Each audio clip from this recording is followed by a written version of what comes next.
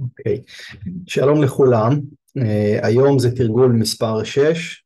אנחנו מעבירים את זה, כמו שכתבתי לכם, דרך הזום, בגלל שאני לא מרגיש 100% היום, אז לא רציתי להגיע ככה לכיתה.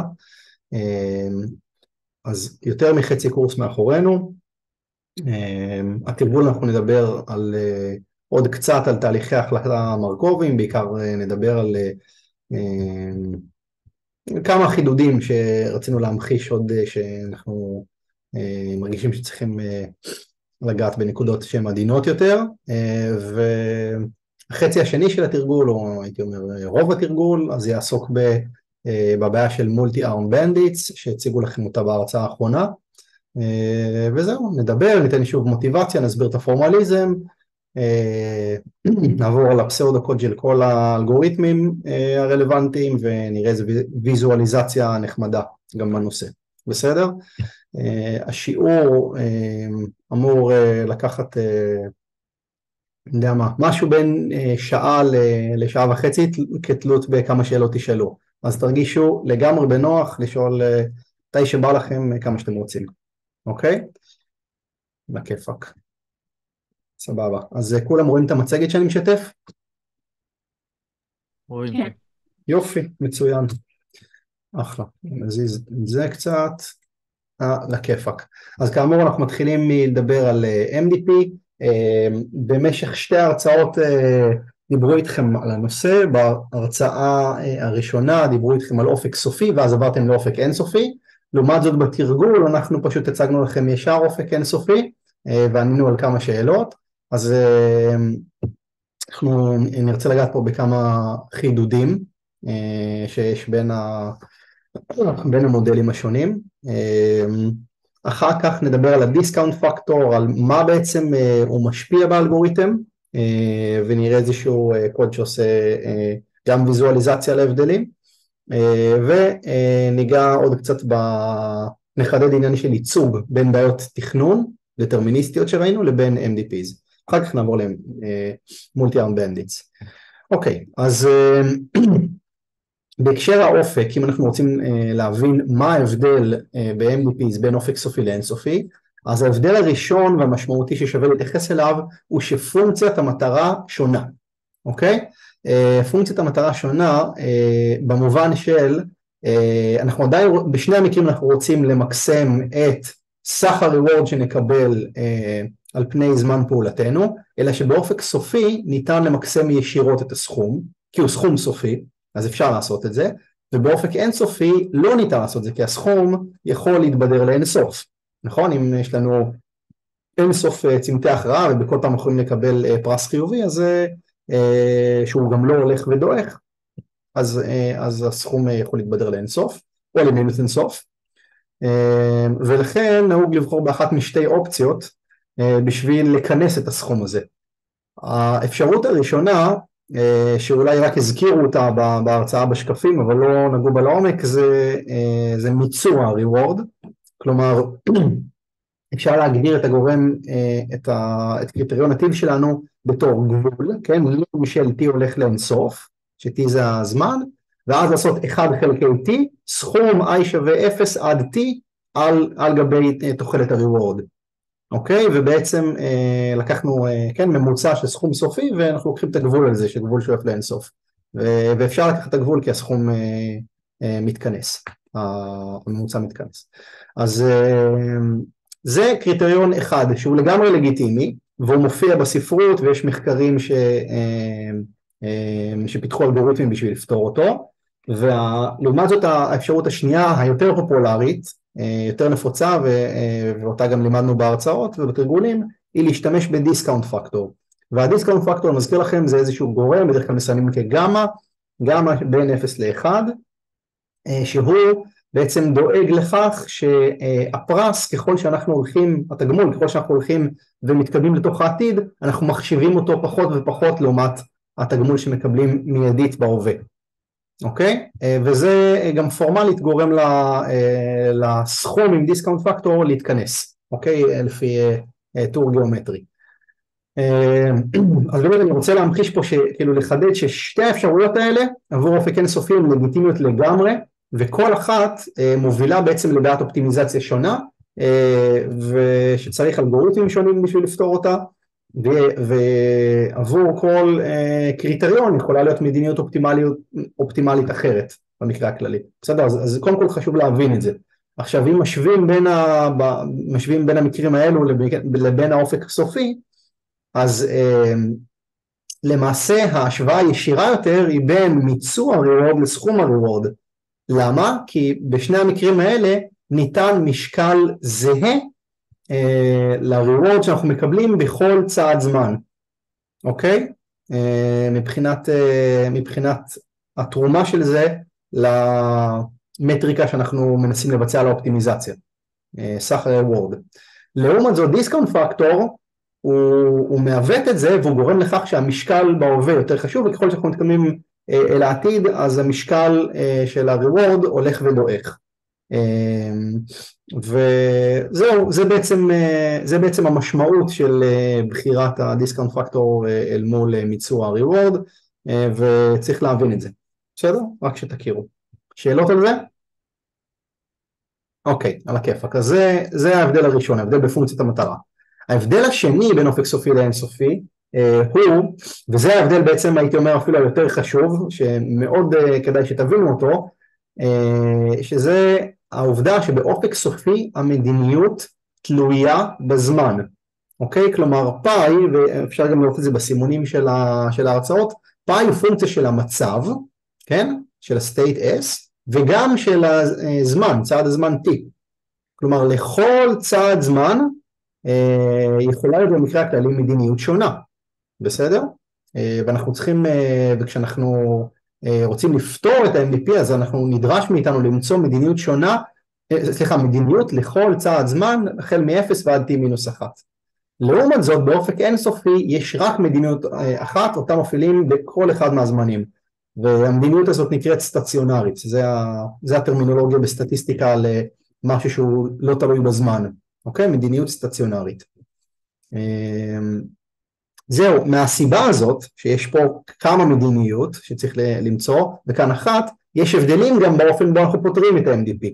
אבל שימו לב שגם למשל אם תיקחו את value iteration שפותר את ה-MDP, המשוואות זה אותה משוואות עם אותה לוגיקה, אין הבדל, בסדר? אלא רק בצורה שבה מפעילים את זה.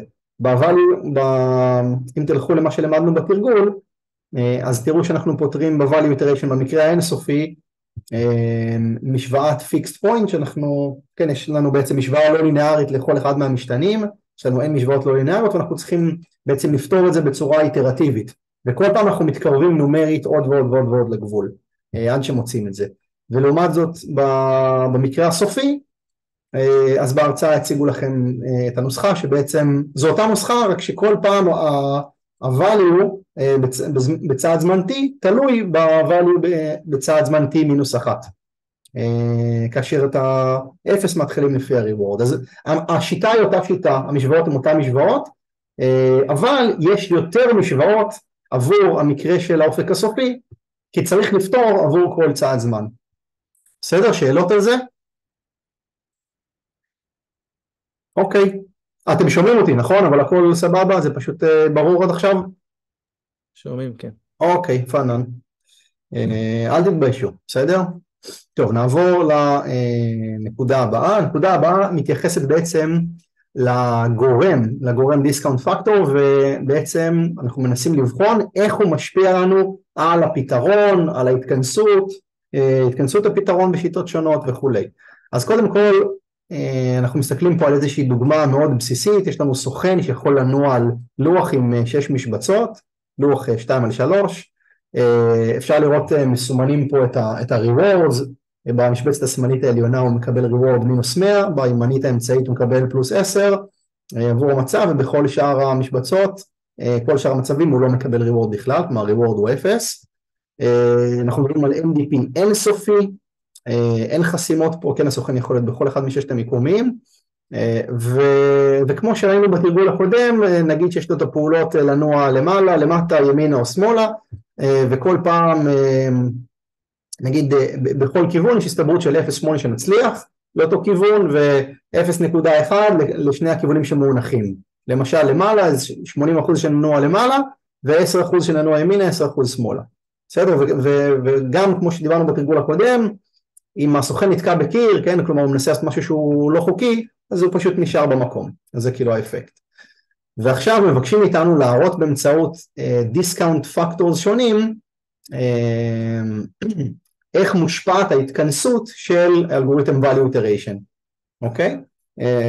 אז אסנת העלתה לכם קובץ, דוגמת הרצה, אז אם לוחצים את זה, זה מוריד לכם קובץ ארכיון שצריך לחלץ אותו, וזה מוביל לקובץ פייתון.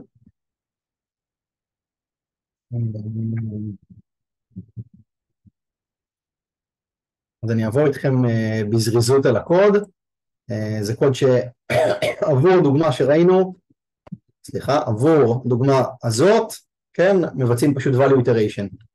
אז בואו נראה בקצרה, כן, מגדירים פה את הלוח, יש פה היפר פרמטרים, small enough זה קריטריון התכנסות, הוא אומר מתי בעצם אנחנו רוצים לעצור את ה-value iteration.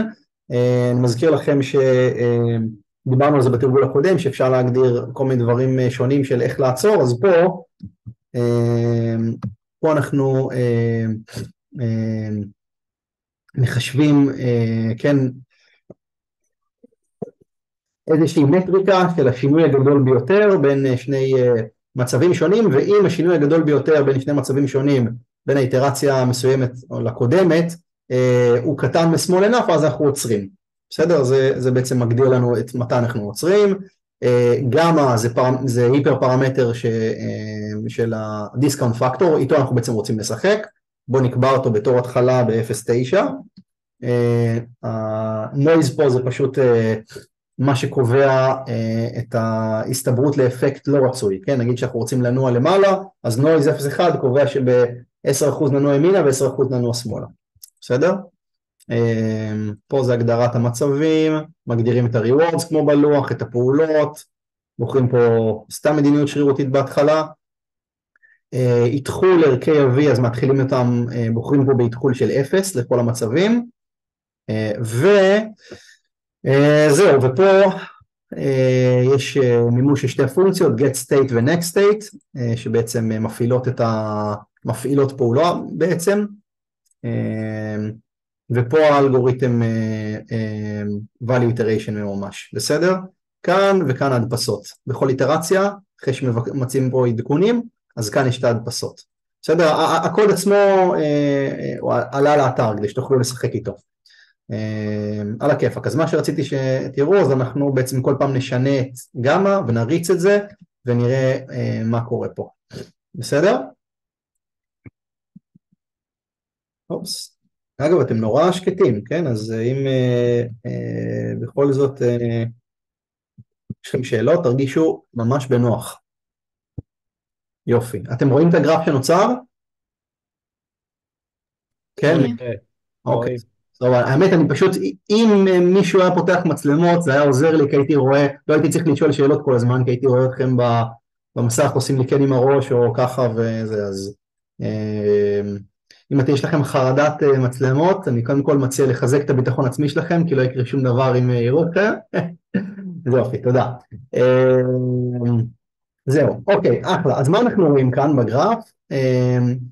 רואים כאן עקומה אחת לכל אחד מהמצבים, אוקיי? לכל אחד מהמצבים יש לנו 6 מצבים, 6 משבצות בלוח, אז יש 6 עקומות.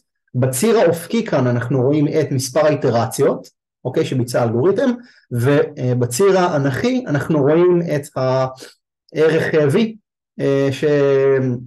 שמיוחס לכל מצב. אנחנו רואים שיש לנו וכאן המקרא כמובן, כן? אז נגיד, מה זה הכתום? הכתום זה משבצת 0, שורה 0 ו1, כלומר זה נמצא באמצע הלוח בשורה הראשונה, כן? יפה, אז אפשר לראות בעצם איך הערכים משתנים עם הזמן. אתם יכולים לראות פה כמה דברים מעניינים. אחד, שאפילו במשחק ב-MDP כל כך קטן, לקח בערך איזה 20 איטרציות להגיע כמעט להתכנסות, הייתי אומר אפילו 30 או 40 איטרציות להגיע ממש להתכנסות. וההתכנסות עצמה אגב תלויה גם בגודל הבעיה, אז תארו לכם מה היה קורה אם הייתם לוקחים לוח שהוא גדול פי 1000, כן? אז זה היה לוקח הרבה יותר איטרציות בשביל להתכנס, אבל זה דבר אחד, וחוץ מזה אפשר לראות פה את הערכים השונים. כבדיקת שפיות אתם יכולים לראות למשל שבשורה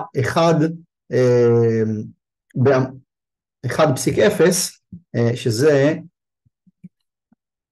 1.0, נראה לי שהסימון פה הוא לא נכון, זה אמור להיות, כן בדיוק 1.0, התחילו את זה כאן להיות, זה 0 לצורך העניין, זה 0 וזה 1, לא יודע למה אסנת תגדיר את זה ככה, אבל זה המצב. אז בכל מקרה 1.0 זו השורה העליונה והעמודה השמאלית, ואפשר לראות שלצורך העניין לה יש את הריוורד הנמוך ביותר, כן, את V הנמוך ביותר, וזה הגיוני, נכון? כי הריוורד המיידי באותה משבצת הוא נמוך, וכל השאר יותר גבוהות, כמובן שהכי גבוהה היא זאתי שכאן, שזה, צריך להיות הכתום, אז 0.1, יופי, האמצע פה, אחלה. בואו עכשיו נלך ונחליף גם הברך אחר, אז בואו נשים נגיד גם החצי.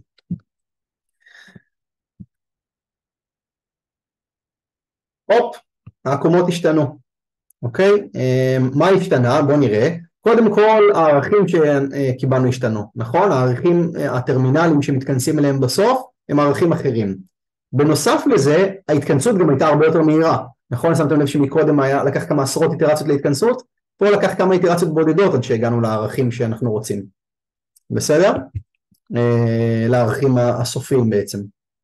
למה זה הגיוני שיהיה פחות? עוד פעם, מה השאלה? למה זה הגיוני שיהיה פחות איטרציות? אני לא אמרתי למה הגיוני, אני עוד רגע מוכן להסביר למה זה הגיוני, אבל אני לא אמרתי למה זה הגיוני, רק אמרתי שיש מספר שונה של איטרציות.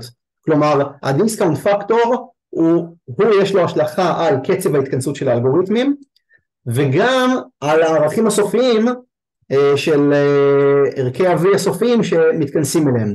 עכשיו, מה משפיע על הערכים הסופיים שמתכנסים אליהם?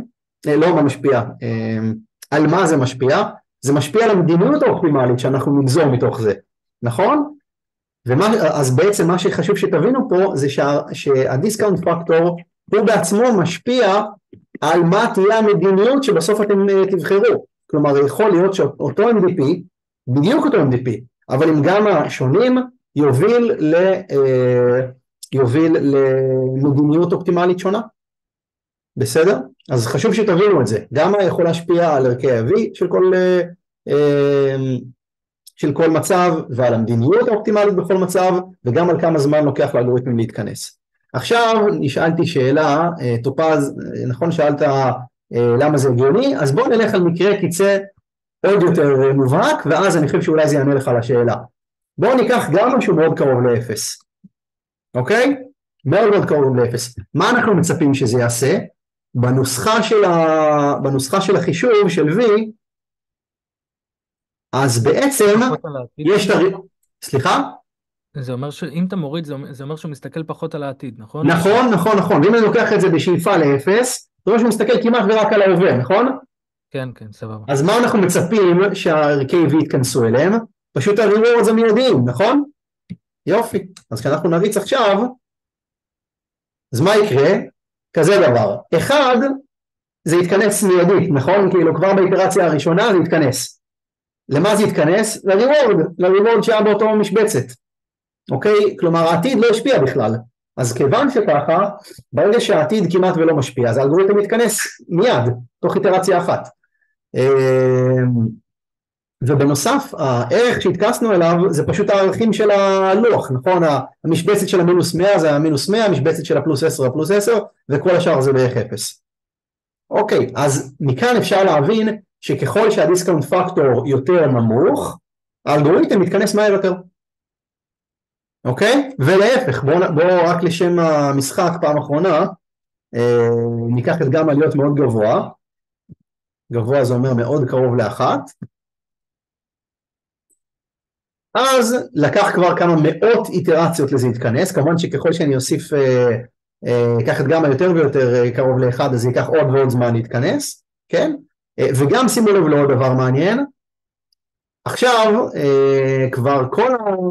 כל הערכים פה הם חיוביים וחיוביים מאוד, זאת אומרת, אין כבר הבדל משמעותי בין המצבים השונים. כן, המצב השלילי אתה מקבל בו את המינוס 100, אבל משם והלאה ההנחה היא שאתה כמעט ולא תגיע אליו בעתיד. ולכן, כאילו זה לא הנחה, זה מה שקורה במדיניות אופטימלית, כן, היא מתרחקת ממנו. אז זהו. זה בעצם הדברים שרציתי לדבר עליהם. יש שאלות? זה בהנחה שהרעש נמוך. זה עבור נויז 0.1, כן, אפשר לקחת נויז גבוה יותר. כן, כן, רוי. אפשר אולי להראות דוגמה שנייה? סליחה, מה השאלה? אפשר אולי להראות דוגמה של רעש גבוה יותר, סתם כזה מעניין לראות. כן, אפשר, אבל אני אעשה את זה רק עוד פעם אחת, כי הקוד הזה אצלכם, אתם יכולים לשחק איתו. בסדר, אז בואו ניקח רעש מאוד גבוה, שזה נגיד 0.4, זאת אומרת רק ב-20% אנחנו נצליח לכיוון הנכון.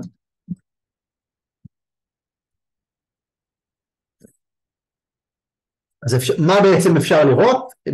לעומת הדוגמה הקודמת, לעומת ההרצאה הקודמת,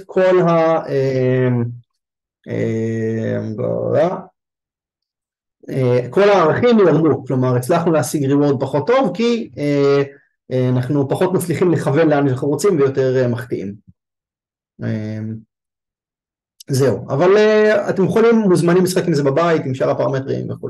כן, עוד שאלות. יש גרף עם מאות איטרציות, אתה מסיק על מדיניות. תגיד שוב ונדבר יותר חזק בבקשה. איך עם גרף עם מאות איטרציות אתה מסיק על מדיניות? אוקיי, זה שני דברים שונים.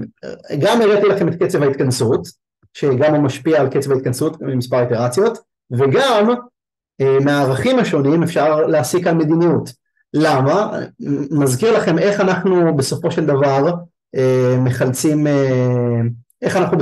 מחלצים מדיניות. אנחנו נמצאים במשבצת כאילו אחרי שסיימנו את ה-value iteration, אז יש לנו ערכי וין, אוקיי, התכנסנו כמעט לאופטימלי, או מתי שהחלטנו לעצור, ואז בכל מצב אנחנו עוברים על כל הפעולות החוקיות, ולוקחים את הארגומנט, את הפעולה A, שממקסמת את התוחלת הצפויה לנו מהפעולות החוקיות. כלומר, אנחנו נמצאים כאן, אנחנו בודקים מה יותר טוב, למעלה או ימינה. אוקיי, אנחנו עושים את זה בכל אחת מהפעולות, עבור כל מצב בודקים מה הפעולה הכי טובה בכל אחת מהמשבצות, ולפי זה בוחרים. וראינו שהדיסקאונט פקטור משפיע על V, ו-V בתורו הוא זה שיכריע איזה פעולה אנחנו נבחר. אוקיי? אחלה. אז יופי. יש עוד שאלות או שנתקדם לדבר הבא? יש רק שאלה קטנה, אני לא הצלחתי להבין למה אתה יכול לחזור רגע לגרף? כן.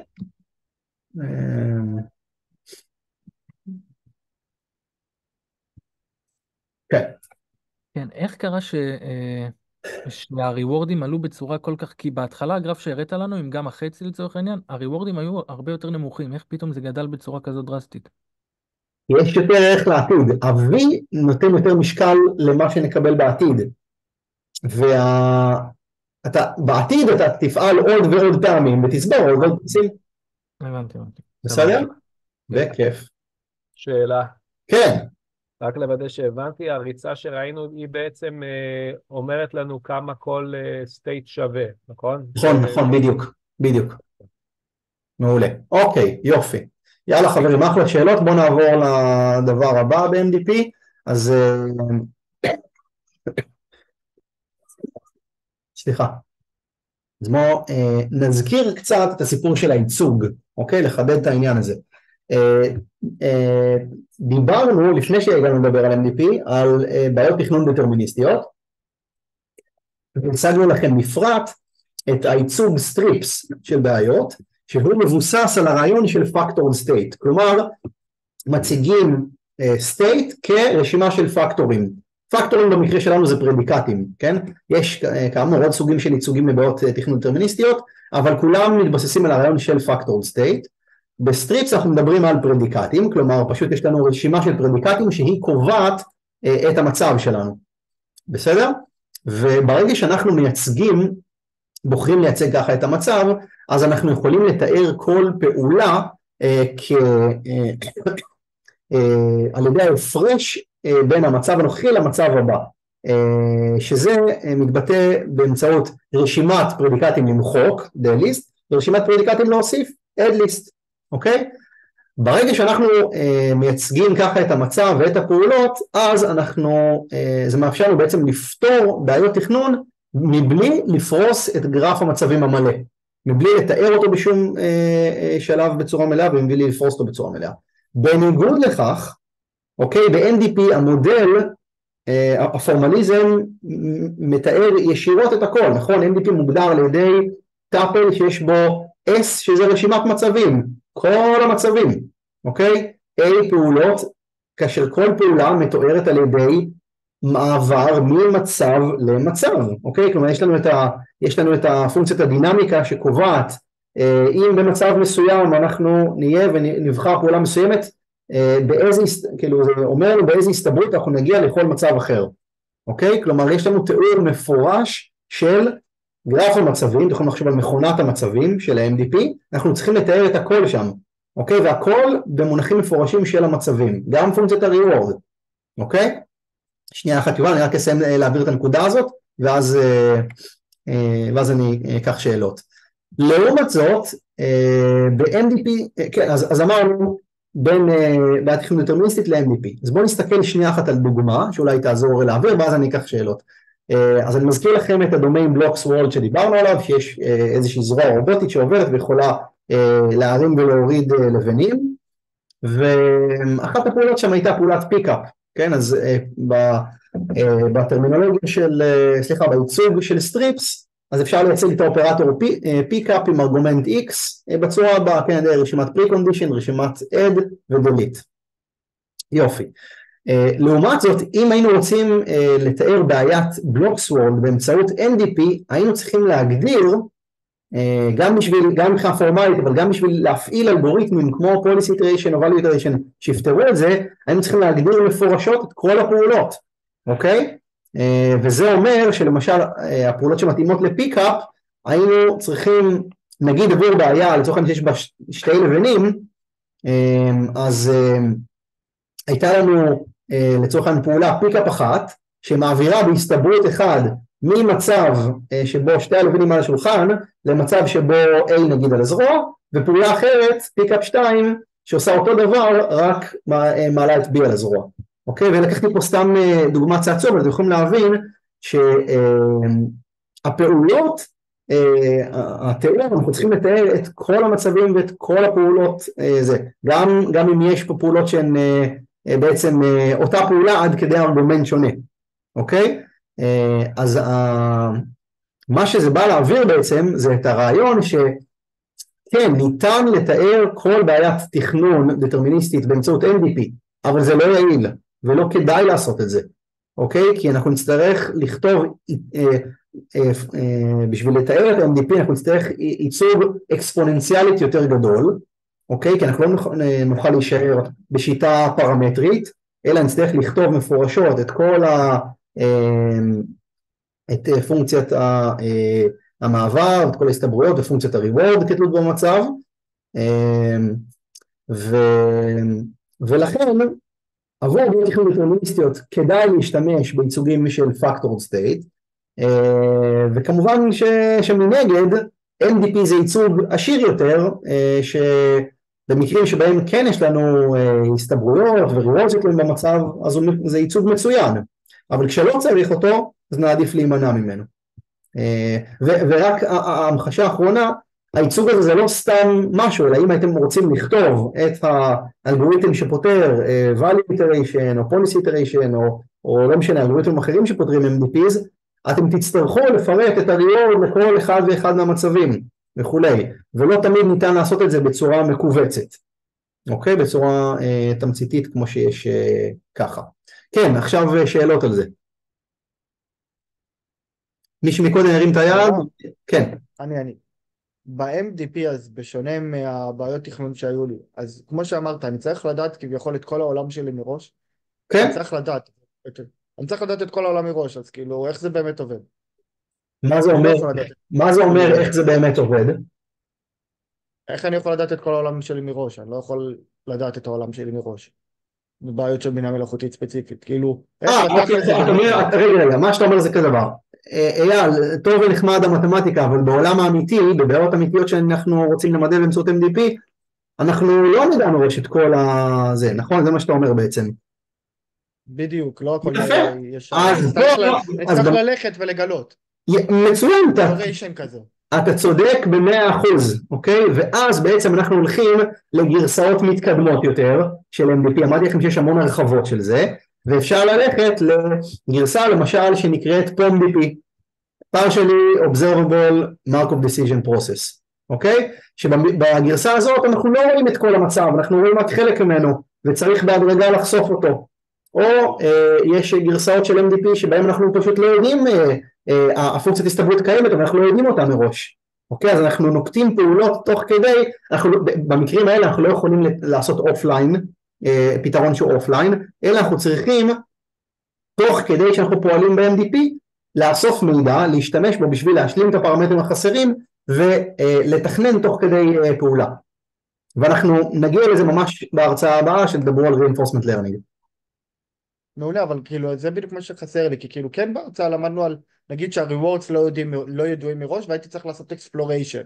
לא, דיברתם על multi-armed bandits. בהקשר MDP, כרגע, בשלב הנוכחי, דיברנו אך ורק גם בהרצאה וגם בתרגול, אך ורק על מצב בו אנחנו מכירים את הכל. אם אתה לא מכיר את הכל, איך אתה תוכל לעשות policy iteration, איך תוכל value iteration, אתה לא יכול. אוקיי? אז בהרצאה לימדו אותנו משהו שנקרא exploration, אז מה הקשר של ה-exploration פה? ה-exploration הוא עוד לא קשור ל-MDP, הוא קשור ל-multi-armed bandits, ואנחנו נגיע לזה עוד רגע. וזה נועד להכין את המעבר ל-reinforcement learning שעושים בגרסאות מתקדמות יותר של MDP, שתגיעו לזה בהרצאה הבאה. בסדר? אני מדבר על זה הרבה השיעור, מבטיח. כן, לא, כי זה קצת לא הדברים התבלבלו לי, כי כאילו הכל מודע, ואז אני כן עושה exploration, אבל אני כבר יודע את הכל, אז למה אני עושה exploration? אז ב-MDP הנוכחי, שאתה מניח שאתה יודע הכל, אין exploration. אתה פשוט עושה, אתה בוחר איזושהי גישת פתרון, למשל policy iteration, פותר את הבעיה, ואז יש לך מדיניות. וזהו. אין בעיה, מעולה, תודה.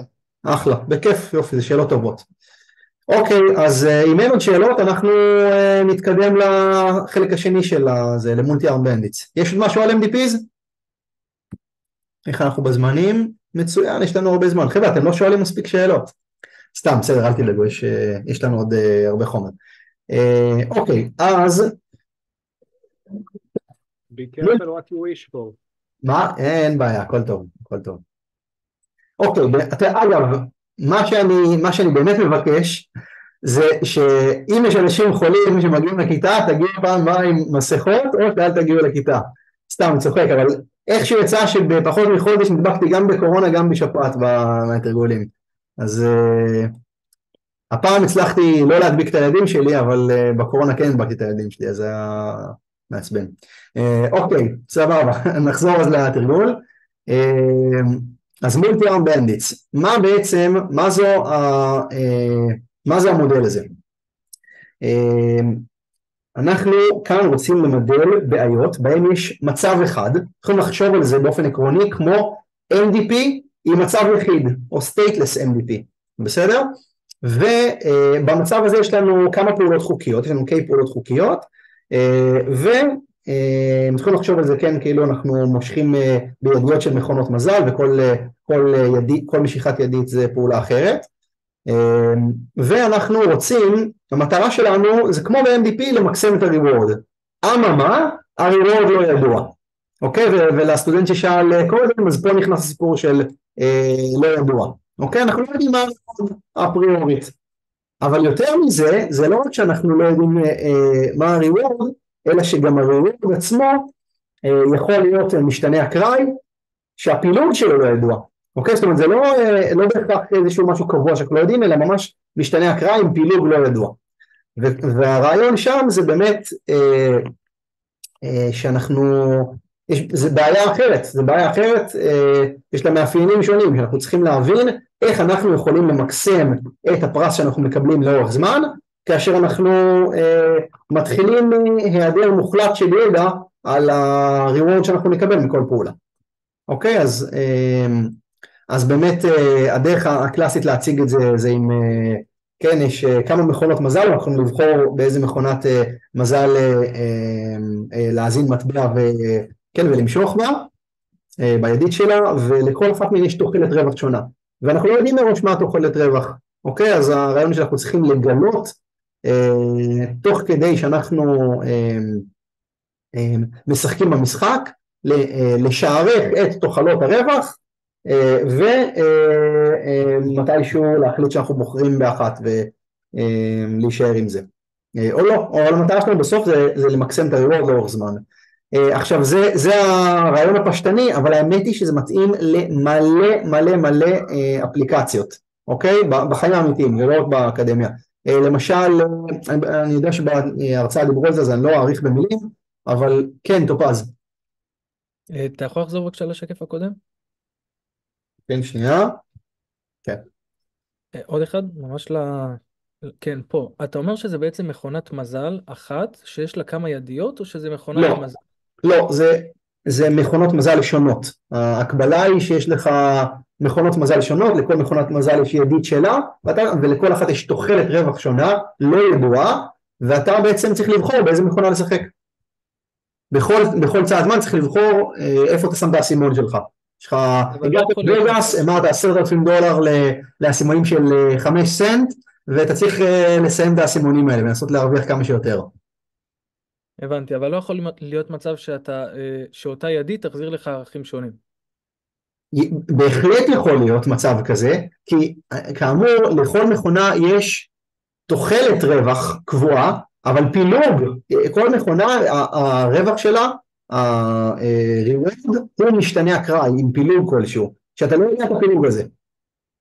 אוקיי, נגיד פילוג נורמלי סביב הערך $3, אוקיי, כן, כל פעם שאתה תמשוך בזה אתה תקבל, יש לך פילוג נורמלי עם שונות 1 ורווח 3, בסדר? אז כל פעם שתמשוך אתה תקבל ערך קצת שונה, אבל התוחלת תהיה 3. כן, אם יש עוד מישהו שרצה לשאול שאלה, אז כן, חופשי. אני רציתי לשאול. כן.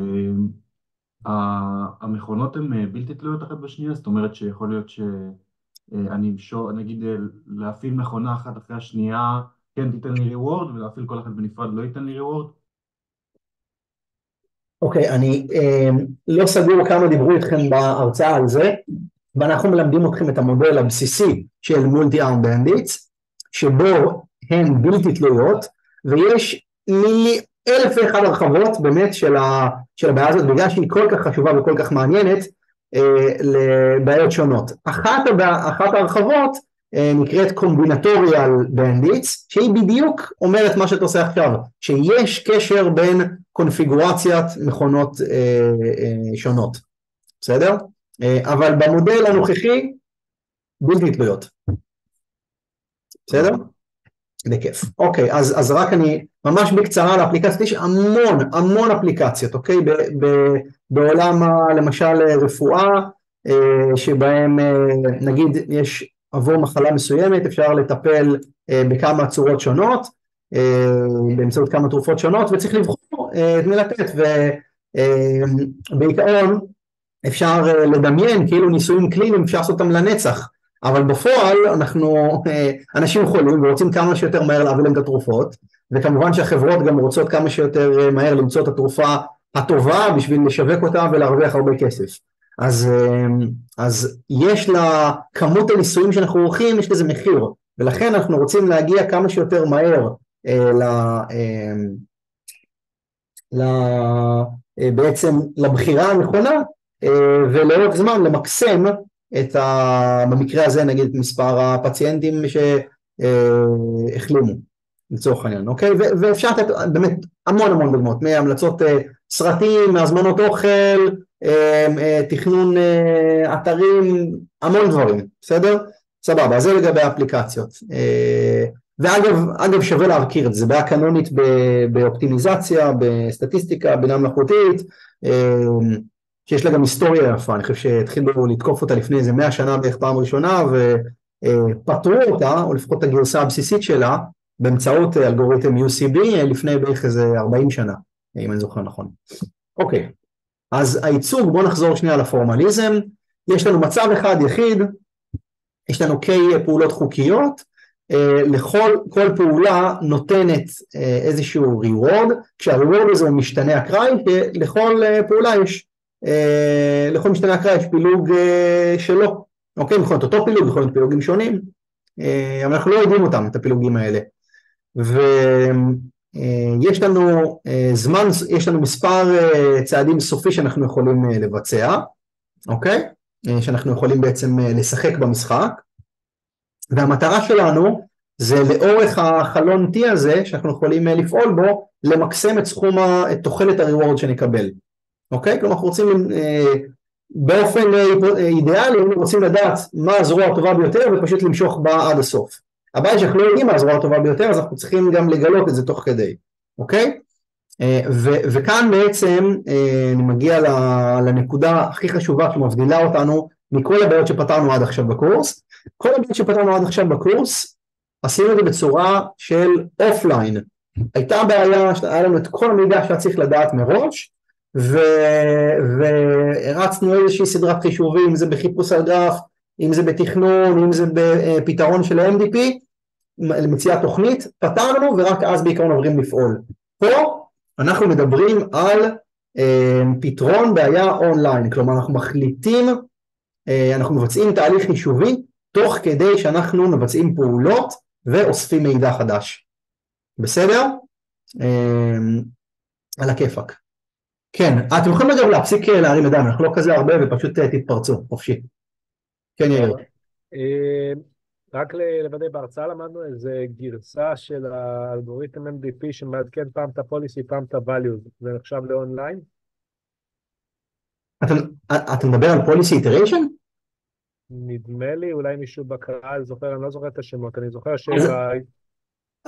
אוקיי, אתה מדבר על זה שב-MDP למדנו שתי צורות לפתור, אחת, value iteration, שפשוט אנחנו מעדכנים שוב ושוב ושוב את ה-value עד שהוא מתכנס, ו-policy iteration, שם יש שני שלבים, שאנחנו בוחרים תוכנית, עושים evaluation ל-value לפי ה-policy, ואז משפרים את הזה. לא, זה עדיין אופליין, זה פשוט אלגוריתם איטרטיבי, שהוא עובד, כאילו, אתה עדיין יכול לעשות את כל החישובים מראש, זה לכאורה, כן, מה שאתה אומר, זה כאילו שאנחנו בוחרים דרך לפעול, מנסים את זה, ואז באמצעות זה מעדכנים. אבל כל זה, כיוון שיש לך מידע מלא, הסוכן לא חייב לקחת אפילו פעולה אחת, לפני שהוא מסיים את החישוב הזה. כל הפעולות האלה הן פעולות מדומיינות. אוקיי? פה אנחנו בעצם מדברים על זה, יש לך ממש מידע חסר, ואתה פועל בתוך, אתה כאילו בוחר איזה זרוע לבחור, בוחר איזה זרוע להפעיל, וצופה בריוורד שאתה מקבל בהתאם לזה.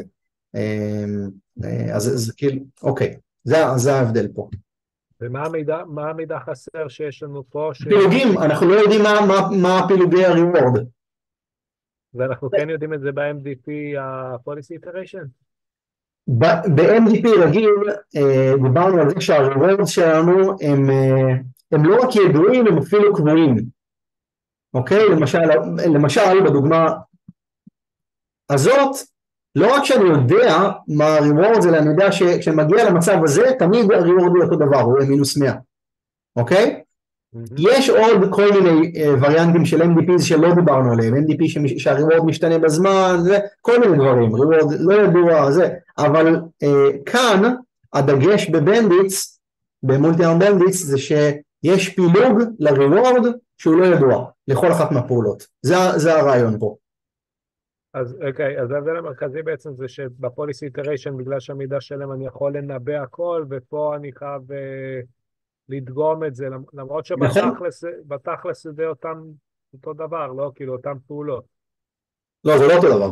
זה לא אותו דבר. כי פה הריוורד שלך הריוורד הוא סטוכסטי, כן, יש פילוג, הריוורד פה הוא משתנה אקראי, ששם הוא היה קבוע, ושם הוא היה ידוע, ופה הוא לא ידוע. אז גם אתה צריך לדגום, וגם יש פה רק מצב אחד, כאילו אין פה עניין של policy iteration או משהו כזה, כאילו אנחנו דוגמים ואוספים מידע ומשקללים את המידע הזה בשביל להעריך את התוחלת, ובאמצעות משערכי התוחלת שיש לנו לפעולות השונות, שאנחנו בונים אותם בהדרגה, אז אנחנו מקבלים החלטות.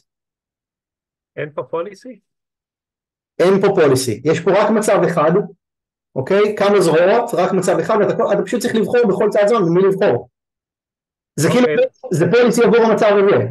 כן? לא, רציתי לשאול, למה אי אפשר להגיד שהפוליסי זה איזה ידית למשוך כל פעם? אתה יכול, זה מקרה מאוד מנוון של פוליסי, כן. לא הבנתי, אוקיי. אוקיי, על הכיפק.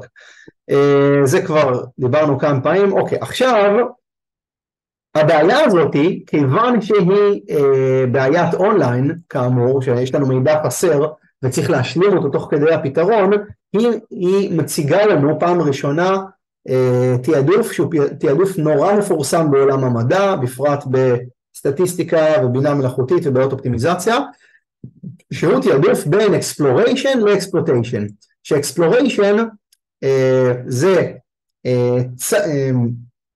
בעצם מדבר על חקר או תהליך של איסוף מידע, שבמהלכו אנחנו סך הכל פועלים במטרה לאסוף מידע, לעומת exploitation שבו, זה תהליך שבו אנחנו פועלים במטרה להרוויח כמה שיותר, אוקיי? עכשיו, אצלנו כאמור אנחנו רוצים בסופו של דבר להרוויח כמה שיותר, אבל יש לנו מידע חסר, אז צריך למצוא איזושהי דרך לאזן, תוך כדי שהסוכן שלנו פועל, צריך איזושהי דרך לאזן בצורה יעילה בין ה-exploration ל-exploitation. ויש כל מיני גישות לעשות את זה, כל מיני דרכים לעשות את זה, ואנחנו נציג פה כמה, אוקיי? אבל לפני שאנחנו ממשיכים הלאה, אני רק רוצה שתזכרו שהטרייד-אוף הזה בין exploration ל-exploitation הוא מאוד מפורסם, והוא, עכשיו שפגשתם אותו פעם ראשונה, אתם עשויים לפגוש אותו בעוד המון בעיות אחרות בהמשך, בפרט בכל בעיה שבה אתם נדרשים לבצע פתרון אונליין, כלומר לבצע איזשהו תהליך חישובי, תוך כדי שאתם אוספים מידע, בסדר? תוך כדי שאתם פועלים בסביבה ואוספים מידע, סבבה. אוקיי, אז אמרנו שאנחנו רוצים למקסם את תוחלת הפרס, אבל פה אני רוצה להציג לכם מטריקה אחרת, להסתכל על הבעיה, שעוד גם כמובן דיברו על זה בהרצאה, שנקראת חרטה, רגרט, ובעצם היא מציגה את הפרדיגמה הבאה. נכון שאנחנו לא יודעים מה תוחלת ה-reward של כל פעולה, אבל בואו נדמיין שאנחנו כן יודעים, אוקיי? אז נניח שאנחנו כן יודעים מה תוחלת ה-reward של כל פעולה, ברור שהפתרון הוא פשוט לבחור בפעולה שיש לה את התוחלת הגבוהה ביותר, פי פעמים, נכון? בכל הפעמים. יפה. אז עכשיו, מה תהיה החרטה שלנו? אנחנו יכולים להגדיר את החרטה להיות הפרס האידיאלי שהיינו יכולים לקבל, התיאורטי הגבוה ביותר בתוחלת, פחות סכום התוחלות של הפעולות שבפועל אנחנו נבחר בהן. נכון? על הכיפק. מיו פה זה סימון של תוחלת, כן? מיו של A זה פשוט תוחלת הריוורד של A. אז שנייה אחת, טופז, אני רק אסיים להסביר את זה, ואז אני אקח שאלות על זה. אז הרגרט פה, הרגרט מוגדר להיות, סליחה, מוגדר להיות ההפרש בין הפרס התיאורטי הטוב ביותר שיכולנו לקבל, לבין מה שאנחנו נשיג בהרצאה של האלגוריתם שלנו. והמטרה היא למזער את החרטה. עכשיו תשימו לב שבעצם זה אותו דבר בדיוק כמו למקסם את הריוורד, אוקיי? למה? כי מקודם הייתה לי בעיית אופטימיזציה של למקסם תוחלת ריוורד, כן, על פני חלון זמן של T, וכאן יש לנו בעיית מינימיזציה, אופטימיזציה מסוג מינימיזציה, של למזער את פונקציית הלוס הזאת, כאשר תשימו לב שהגורם הראשון הוא בכלל קבוע ביחס לפעולות שלנו, הוא לא משנה באיזה פעולה אנחנו נבחר, הדבר הזה לא ישתנה, ולכן אנחנו בעצם רוצים למזער את מינוס הסכום הזה. למזער את מינוס הסכום הזה זה כמו למזער את פלוס הסכום הזה, שזה בדיוק אותו דבר. כלומר, בעצם מזעור החרטה ומקסום תוחלת הרווח זה אותו דבר בדיוק, אבל זה נותן לנו השקפה מאוד נחמדה רעיונית, וגם כאן אני רוצה שבעצם תבינו את הרעיון פה של הרגרט, ובפועל יש כל מיני אלגוריתמים שמנסים לצמצם במולטי-ארם בנדיץ, אבל גם בכל מיני בעיות אחרות בסטטיסטיקה ובינה מלאכותית, למזער את החרטה של האלגוריתמים, וזה הרעיון, זה תמיד אותו רעיון. עכשיו, הרעיון הזה הוא לא סתם איזשהו משחק מתמטי. במקרה הנוכחי אין הבדל בין מזעור הרגרט לבין מקסום תוחלת הרווח. במקרים אחרים יש דרכים לפתור את זה בצורה מקורבת, שם כן יש הבדל בין מזעור הרגרט למקסום תוחלת הרווח, ואנחנו בעצם ניצלנו את ההזדמנות בשביל ללמד אתכם מה זה חרטה. מה זה חרטה באלגוריתמים ומה זה הרעיון של מזער חרטה. אוקיי, אבל דה פקטו אצלנו במולטי-ארם בנדיץ אין שום הבדל בין למזער את החרטה לבין למקסם את תוחלת הרווח. כן, עכשיו אם יש שאלות ושנמשיכים הלאה, אני אשמח לענות.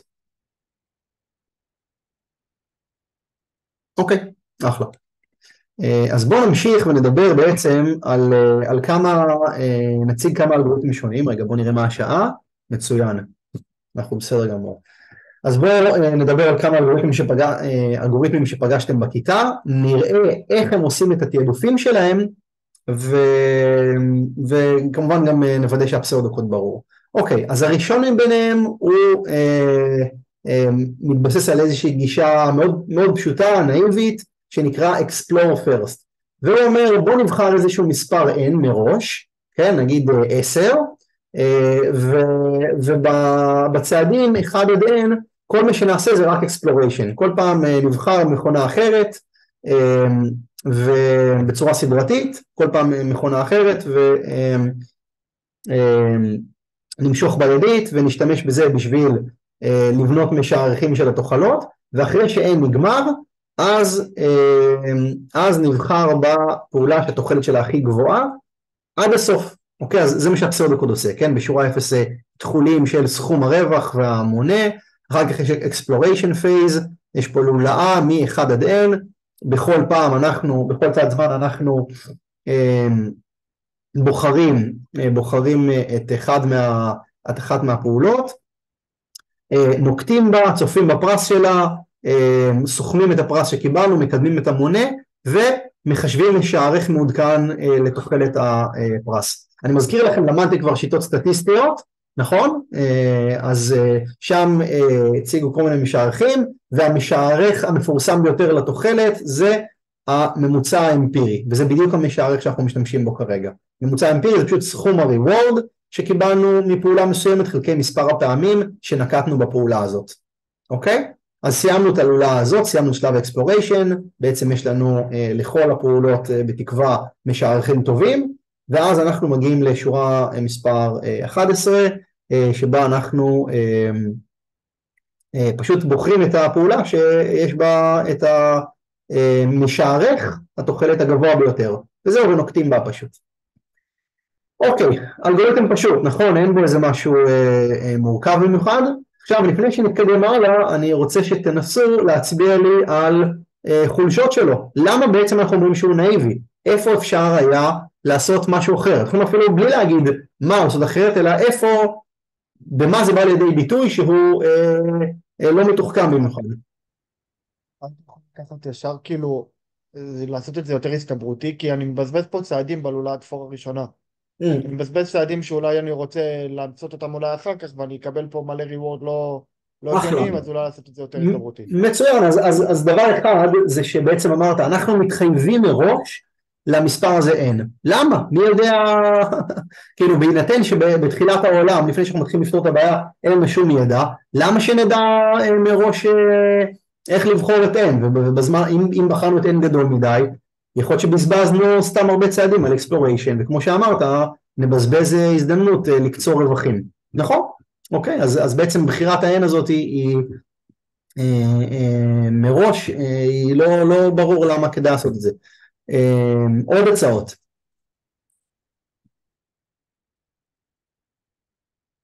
כן, מה בעצם עוד פשטני אני פה? יכול להמשיך עם זה, יכול להיות שלקחתי את N והN שלי היה נגיד לא יודע 10, ואם הייתי עושה את האקספלוריישן ה-11 אז הייתי מקבל מקסימום אחר, ואז כל הווייל שלי היה משתנה והייתי מקבל ריוורד הרבה יותר גדול. נכון, אז במילים אחרות, על אותו עיקרון.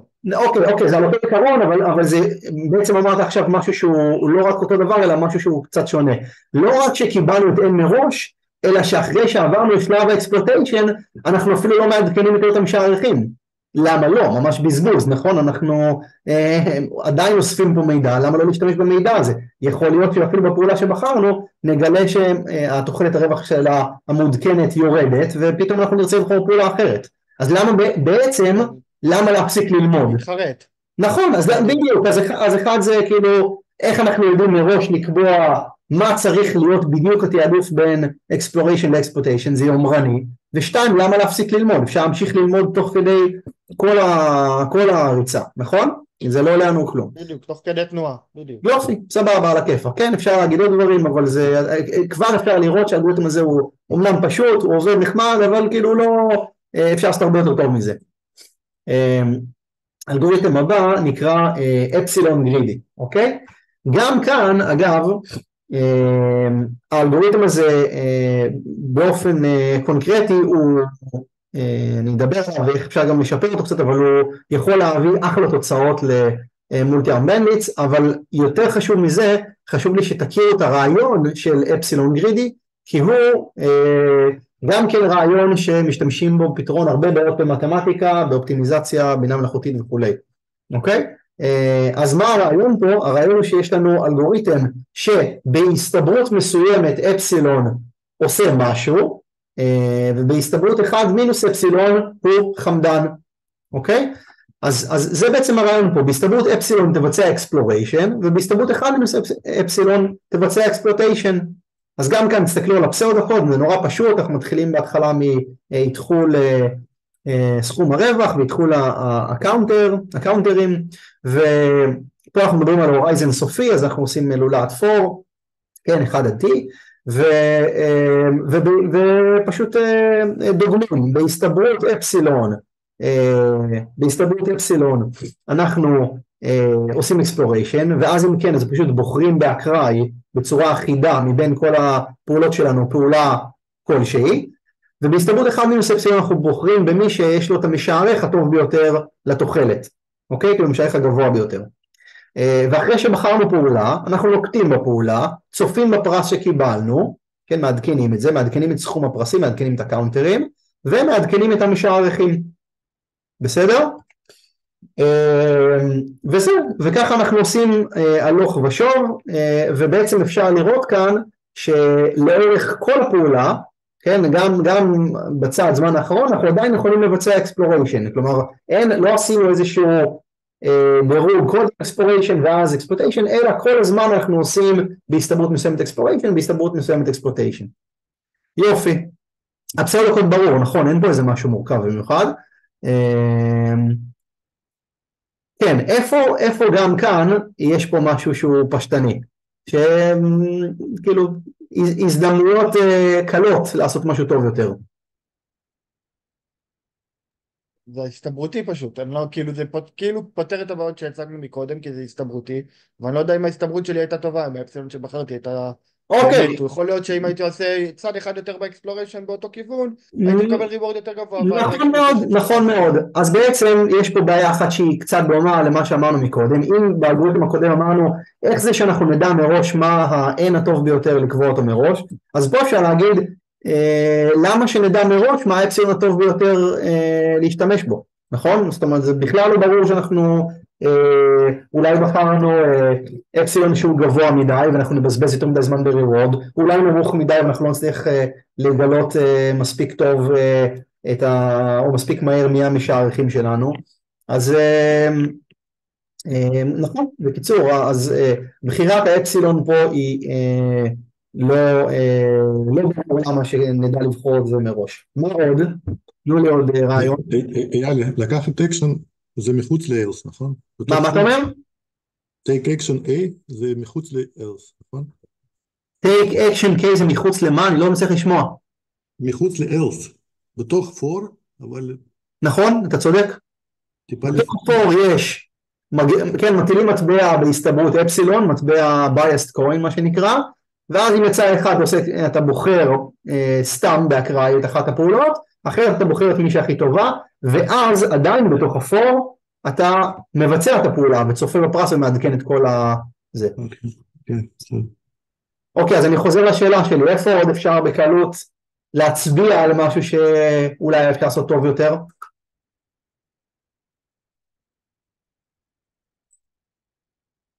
זרמו. לא יודע, אני יכול לקחת את זה ולשפר את זה, אני יכול לעשות את האלגוריתם הזה באופן מקבילי, לתת טרנד לכל אחד, ואז אני יכול לעשות אקספלוריישן עם אפסילונים שונים, ולדעת איזה אפסילון היה הכי טוב. זה בסדר, זה, המקבול זה בהנחה שנגיד מקבול עולה לך עוד זמן, אבל נגיד שמקבול, כן, כאילו אין הבדל, פעולה זה פעולה, זה לא משנה מה, אז מקבול לא עוזר לך פה. אם עדיין יש לך סך כל T פעולות, אין הבדל במקבול. אוקיי? אם עדיין יש לך תקציב של T משיכות. התקציב, כן, כאילו הוא לא תקציב, הוא תקציב אחיד לכל המגרש. לא, תסתכלו רגע על האלגוריתם, תראו נגיד את מנגנון ההגרלה שלו. נראה, מה אתם אומרים? יש שם הזדמנות לשינוי?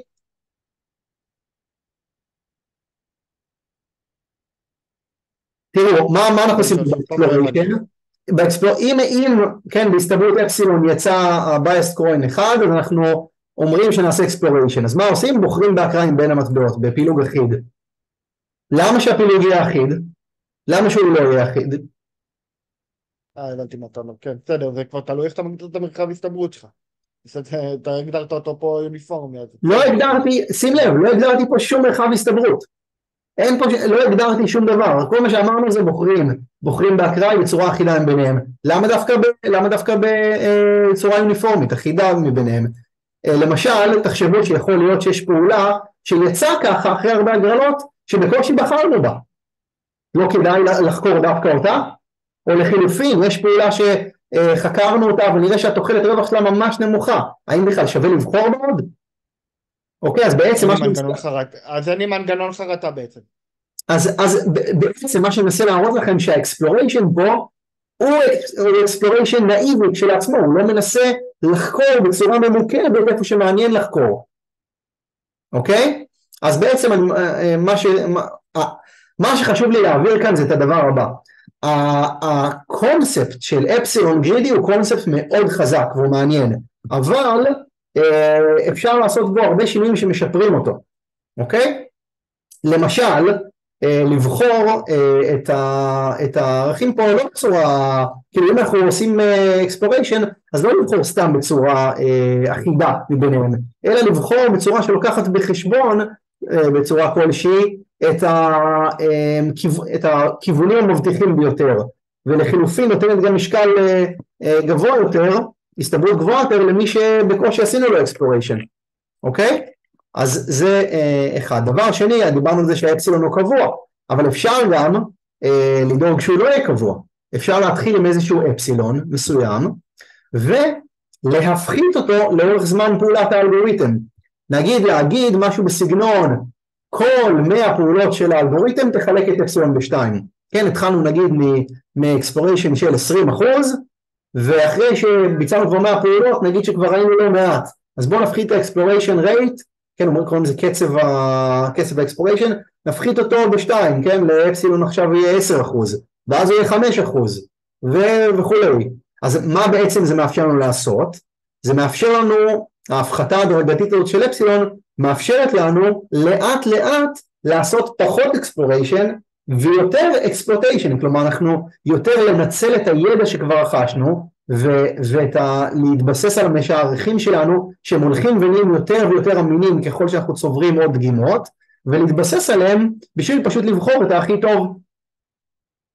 אוקיי? אז המסגרת של האפסילון גרידי זו המסגרת, אבל יש בה כל מיני טוויקים שאפשר לעשות בשביל לשפר אותה, ובפרט הסיפור הזה של ההפחתה של האפסילונים הזמן, מספיק שתעשו את זה, רק את זה, בתור תוספת לאלגוריתם, הוא כבר יהיה הרבה יותר טוב. אוקיי? אז זהו, אז גם עוד שאלה? כן, בטח. סליחה. תודה שהם, סליחה, התפרצתי לך דברים. לא, אז רק רציתי להגיד, תזכרו את הקונספט של אפסילון גרידי, כן, של בהסתברות אפסילון אקספלוריישן, בהסתברות 1 מינוס אפסילון אקספלוטיישן, ושתיים, את זה שאפשר לעשות כל מיני דברים, כמו להפחית את אפסילון עם הזמן, ולאפשר לאלגוריתם לעבור יותר ויותר ויותר, להיות פחות הסתברותי ויותר דטרמיניסטי חמדן. כן. טוב, אז יש לי שאלה שהיא קצת מערבבת אולי סטטיסטיקה והסתברות, אבל אני מניח שרוב הבעיות שלנו הן יהיו בעיות מאוד גדולות, או שיהיה לי מספר צעדים מאוד גדול. ואני למדתי שאם יש לי מספר צעדים גדול או עולם גדול, נגיד גדול מ-30, אז יש לי משפט הגבול המרכזי, אני יכול להגיד שהכל משתנה נורמלי. אז אני פשוט מראש יכול לבחור פה התפלגות נורמלית. למה אני לקחתי התפלגות אוניפורמית בכלל מההתחלה אם אני עובד... רגע. יובל, בלבלת פה במשהו.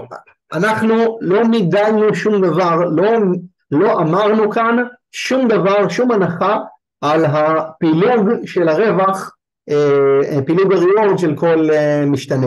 הבחירה פה הייתה סך הכל בחירה בצורה אחידה מבין הפעולות באיזו לבחור. אין לזה שום קשר למה הפילוג הריורד של כל אחת מהפעולות. אין קשר, זה לא קשור למשפט הגבול המרכזי. המשפט הגבול המרכזי סך הכל יבטיח לנו שהמשערכים שלנו, משערכי התוחלת, הם ילכו הם בעצם ילכו ומשתנה נורמלי סביב התוחלת האמיתית עם הזמן. זה הכל.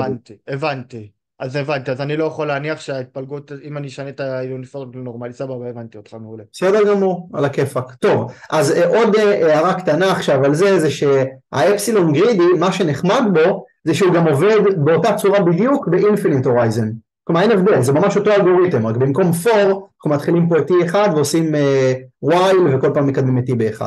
אז בניגוד לרעיון הזה של הגישה הנאיבית, שאנחנו אולי יכולים להגיד תעשה n ואז עד הסוף תעשה את זה, ואיכשהו לבחור את n בצורה נניח חכמה ביחס ל-t, האפסילון גרידי אפילו זה בכלל לא מעניין אותו אם אנחנו באינפיניט הורייזן או פיינייט הורייזן. אוקיי, ממש אותו אלגוריתם בדיוק, וזהו. יופי.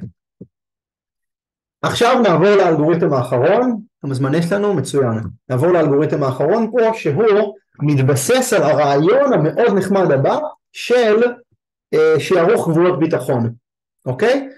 באלגוריתמים הקודמים אמרנו, טוב, אנחנו בעצם לא יודעים את הפילוגים, אנחנו לא יודעים מה התוחלות, אז בוא נדגום דגימות, נחשב משערכים לתוחלת, ונתבסס על המשערכים לתוחלת בשביל לקבוע מי הפעולה הטובה ביותר, או שנראית לנו הטובה ביותר, נכון? אז פה אנחנו אומרים, לא, הווה נתחכמה לו, בואו לא נחשב רק את משערך התוחלת, אלא נחשב גם משערכים לגבול עליון וגבול תחתון, נגיד רווח סמך, כן? על התוחלת. ומה נעשה אז? נשתמש בחסמים האלה בשתי צורות. צורה אחת זה נגיד, אוקיי, במקום לבחור את מי שיש לו את התוחלת הכי גבוהה ביותר, נבחר במי שיש לו את החסם העליון הגבוה ביותר. ומה זה ייתן לנו? זה בעצם צורת מחשבה אופטימית. בהינתן שיש לנו איזושהי אי ודאות, נבחר במי שיש בפעולה שיש לה את הפוטנציאל להיות הטובה ביותר. כן, מי שהחסם עליון על התוחלת הוא הגבוה ביותר. אוקיי? אז זה אחד, כלומר אנחנו משתמשים בחסם העליון הזה בתהליך הבחירה.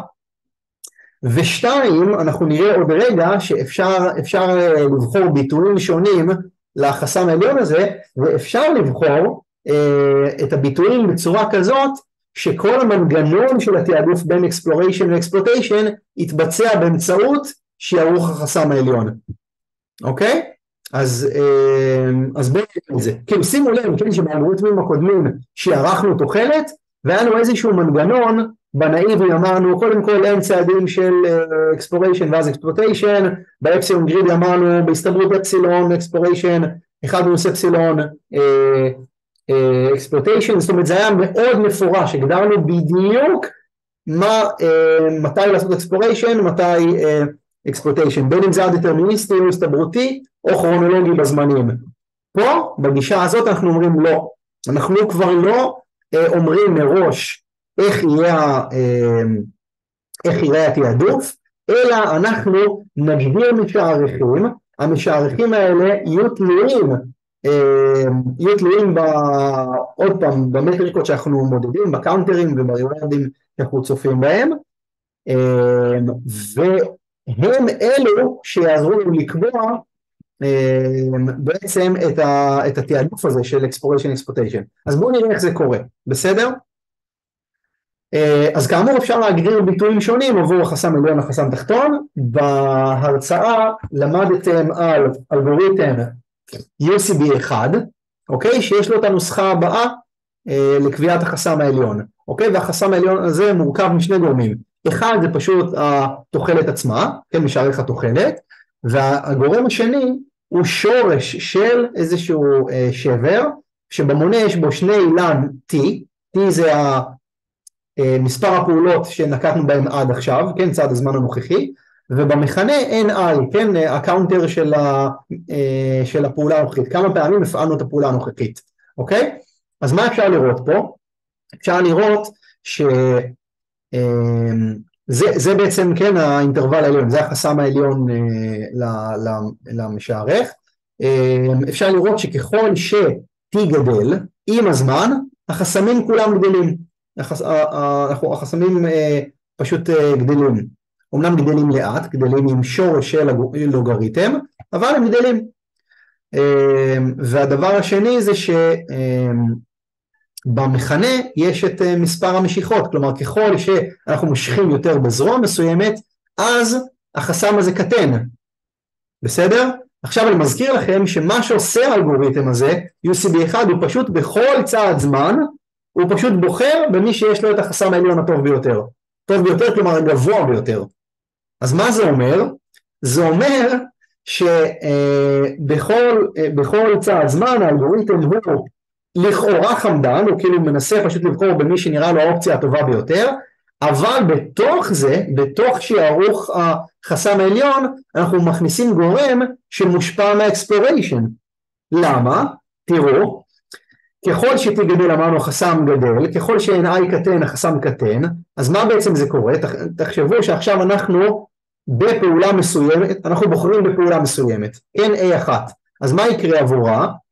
T יגדל ב1, אבל NI שלה יגדל ב1, ופה למטה במכנה יש גורם לינארי, במונה יש גורם לוגריתמי, נכון? אז מי גדל מהר יותר? הגורם הלינארי, כלומר הביטוי הזה כולו יקטן, כלומר החסם העליון של הפעולה שבחרנו בה יקטן, אוקיי? זה בלי קשר רגע למשערך התוחלת. משערך התוחלת בעצם שלה רק הולך ונהיה יותר מדויק, אבל החלק האדטיבי, החלק שמתחבר לה, הולך ונהיה יותר קטן ככל שאנחנו בוחרים בעוד ועוד. מה קורה בדיוק באותו זמן לכל הפעולות האחרות? כל הפעולות האחרות, המשערכי התוחלת שלהם לא משתנים, והקאונטרים שלהם לא משתנים, אבל T כן משתנה, T גדל. כלומר, החסמים העליונים של כל הפעולות האחרות גדלים. ואז מה בעצם זה קורה? זה גורם לפעולות האחרות להיראות יותר אטרקטיביות. אמנם לאט, כי זה קורה לפי שורש של לוגריתם, אבל עדיין, ככל שאנחנו נפעיל פעולה מסוימת יותר פעמים, אז הפעולות האחרות ילכו ויהיו יותר אטרקטיביות, כלומר ה-UCB שלהם יגדל, עד לשלב מסוים בו בהכרח אנחנו נרצה לבחור בפעולה אחרת בשביל לבצע צעד אקספלוריישן. אהבתם את זה, נחמד. בואו נראה את הפסאודו-קוד כדי שהכל יתחבר לכם, ואז אנחנו גם נראה ויזואליזציה מאוד נחמדה שאני מבטיח שתעשה יופי של סדר. חכה טופה, אז אני אעבור לפסאודו-קוד ואז אני אקח שאלות, סבבה? אז הפסאודו-קוד הוא דומה לאחרים, כן, אנחנו מתחילים מלאפס את סכומי הריוורד ולאפס את הקאונטרים, ומתחילים את צעד הזמן לאחד, ואנחנו אומרים כל עוד לא עוצרים אותנו, כן? אז בכל איטרציה של הווייל אנחנו מתחילים בלעדכן את כל החסמים העליונים, את כל החסמים העליונים לכל פעולה, ובדיוק לפי הביטוי שאנחנו ראינו, בסדר? ברגע שסיימנו לעדכן את כל ה-UCBs, כל ה-upper bounds, אז אנחנו בוחרים פשוט במי שיש את החסם העליון, הגבוה ביותר, מי שנראה בעצם, שבאופן פוטנציאלי יכול לספק את הרווח הטוב ביותר. ואז אחרי שבחרנו אנחנו נוקטים בפעולה, צופים בריוורד, מעדכנים את ה-reward, מעדכנים את הסכומים, את הקאונטרים, מעדכנים את משערכי התוחלת, וזהו. ואז הולכים לאיטרציה הבאה של הווייל, ואז איך מתחילים? שוב פעם, מעדכנים את כל החסמים העליונים, ובוחרים מי שיש לו את החסם העליון הכי טוב. אוקיי? אז עוד פעם אני חוזר, אז מה קרה בעצם? כל פעם שאנחנו בוחרים בפעולה מסוימת, אנחנו מצליחים לשפר את שיערוך התוחלת שלה, אבל אנחנו במקביל גם מעדכנים את החסמים של כל הפעולות, והחסמים של כל הפעולות אחרות שלא בחרנו בהם גדלים, אוקיי? הם גדלים לאט כאמור, לפי שורש לאנטי, אבל גדלים, וזה מעודד אותנו בהדרגה לעשות exploration לפעולות שאנחנו לא בוחרים בהן, ולכן אתם רואים שכל המנגנון של exploration versus exploitation הוא קורה כאן מאחורי הקלעים, והוא קורה בצורה שהיא מה שנקרא מרומזת, implicit. אנחנו לא מגדירים מראש איך זה ייראה, אלא נותנים לדאטה להגדיר איך זה ייראה. כן, שאלות, ואני מבטיח אגב שאנחנו עוברים בוויזואליזציה שנורא תעזור. כן, טופז, אז תשאול משהו. כן, אתה אומר שזה בהכרח רק עם T אינסופי? אם יש לי כאילו מספר צעדים... בהכרח רק עם מה? בהכרח עם T אינסופי. לא. אבל אם T סופי, אז יכול להיות מצב שיהיה לך עמד לתוחלת שהוא מאוד מאוד גבוה, שהקצב גדילה של השורש לא יהיה מספיק גדול, ואתה עדיין תמשיך לבחור אותו דבר כל פעם. אז מה? ואתה אומר שבהכרח יהיה מצב שאני ארצה לבחור דווקא פעולה אחרת, כי ה-UCB שלה יהיה יותר גדול. בהכרח, אם יש לך חלון זמן מספיק גדול, במקרה האינסופי, במקרה הסופי, מתי שזה יעצר, כן. אגב, חשוב לי רק להגיד עוד משהו אחד בהתחלה, שימו לב שבביטוי הזה, בהתחלה כשהקאונטרים עם 0, אז החסמים העליונים שכולם הם אינסוף. מה זה אומר? זה אומר שבפעם הראשונה אנחנו נבחר שרירותית מבין האינסופים, ואחר כך אנחנו פשוט נבחר פעולה, אנחנו בעצם נבחר עד אשר כל ביטויים יהיו סופיים, כלומר אנחנו נבחר לפחות פעם אחת בכל פעולה, ורק אז בעצם האלגוריתם מתחיל לרוץ, כן? אנחנו נבחר פעם אחת בכל פעולה עד שכל הביטויים פה סופיים, ואז משם בעצם יש משמעות למשערכים שיש לנו, ואנחנו כמובן שמה שיקבע את הטון זה בעיקר משערך התוחלת, כן? אבל אם הם מאוד קרובים התוחלות אחת לשנייה, אז יכול להיות שיהיה הרבה צעדי אקספלוריישן שאנחנו נעשה. עכשיו בואו נלך לראות, יופי, יש פה... רגע, אפשר שאלה? בוודאי. לא ממש הבנתי את הצורך בשימוש ב-T בנוסחה. לא הבנתי את הצורך בשימוש ב-T. אז הרעיון ב-T הוא לעודד אקספלוריישן, אוקיי? כש-T גדל, כן? כשהאיטרציית הזמן גדלה, צעד הזמן גדל, אז החסמים העליונים של כל הפעולות שלא בחרנו בהם גדלים. אבל כאילו אם לא הייתי שמה את T, אז פשוט החסם העליון של הדבר היחידי שכן בחרתי הוא היחידי שהיה גדל, כאילו. אם לא היית שמה את T, אז בעצם את מונעת אותו ביטוי בדיוק, רק שבמונה למעלה יהיה 2 או 1, לא משנה, חלקי NI. כן, אז רק ה-NI מתעדכן. אז בעצם מה שהיה קורה זה שהיית קובעת לפי התוחלת, נכון? משערך התוחלת, ועוד היית מוסיפה איזשהו גורם שהוא למעשה הוא זניח, זאת אומרת הוא לא היה משפיע כמעט על כלום. בגלל שהתוחלת שלי כל פעם גדלה על PT? התוחלת הולכת ונהיית יותר מדויקת, אוקיי? אבל החסם פה הדבר היחיד שמגדיר אותו זה ה-T. אוקיי, הבנתי. וברגע שמעלימים את זה, אז בעצם אין משמעות לחסם, ואת כאילו מתנוונת חזרה למקרה של משערך תוחלת בלבד, אוקיי? אז בואו נדבר שנייה על הציור הזה. מה שאנחנו רואים פה זה המחשה, הנקודות האדומות שאתם רואים זה התוחלות האמיתיות, תסתכלו רגע על הגרף העליון השמאלי, רואים פה את מספר הזרועות, 1, 2, 3, 4, 5, וזה בציר האופקי, ובציר האנכי רואים את הערך שלהם, אוקיי? ומה שאנחנו רואים זה פריז פריים ב-T שווה 10, T שווה 50, T שווה 100 ו-T שווה 10,000, ובכל אחד אנחנו רואים המחשה של מה משערך התוחלת, והגבול העליון והגבול התחתון שמחושבים עבורו. הגבול התחתון אגב אפשר לחשב אותו בדיוק באותה צורה, מיהו פחות הדבר הזה. אוקיי? זה סתם בשביל, כאילו לא משתמשים בו באלגוריתם, אבל אפשר להשתמש בו בשביל ויזואליזציה. אוקיי?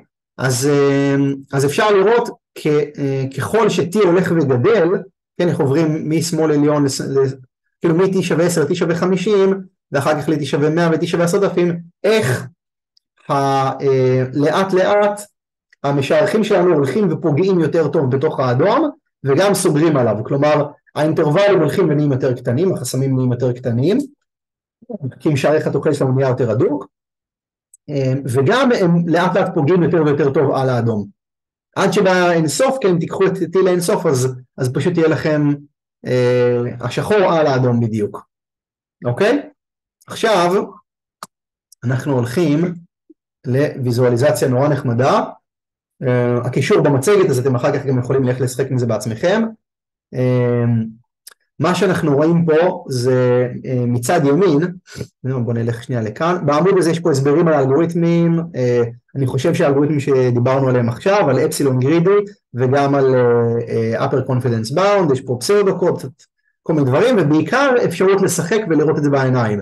אז תסתכלו עכשיו על צד ימין של הזה, על מה שאני מצביע כאן. יש כאן 3 מכונות מזל, יש פה בחירה של האלגוריתם, משיכה אקראית, כן, בצורה אחידה, אפסילון גרידי או upper confidence bound 1. בואו נתחיל מה-random pool, כן, ניקח time per turn ונתחיל.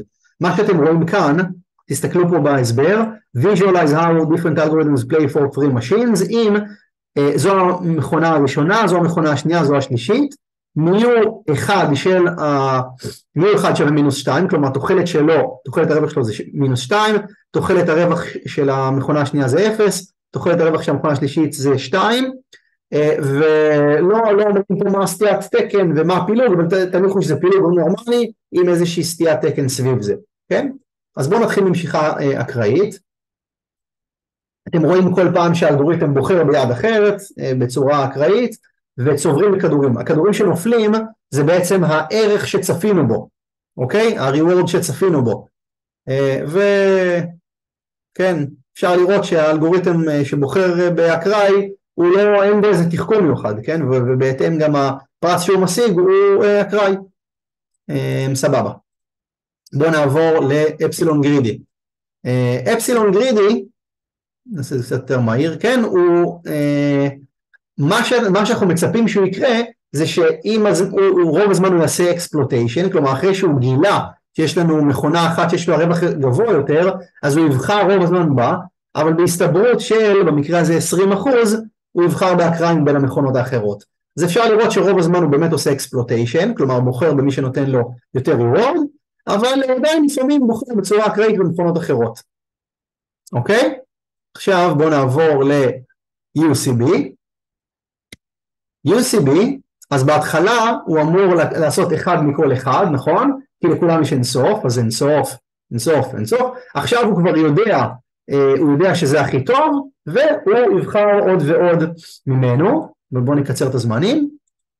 עוד ועוד ועוד, הופ, עד שאתם רואים שמתי שהוא בוחר גם במשהו אחר.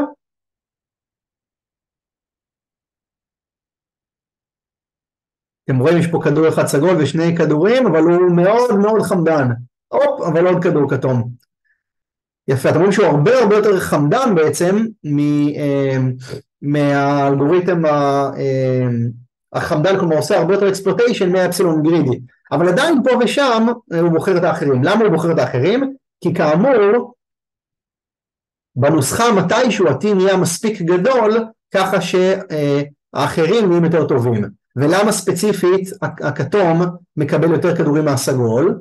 כי החסם העליון מושפע ממשערך התוחלת, ומשערך התוחלת של הכתום הוא גבוה יותר משל הסגול. כן, שאלה. כן. שומעים אותי? כן, שומעים אותך. שומעים אותך. לא, היה לי איזה בעיות פה בחיבור. זה לא קצת בעיה שהוא מגה חמדני כזה, כי על פי דגימה אחת של כדור סגול, יכול להיות שהסגול כן נותן רווח יותר גדול והוא פספס את זה, לא?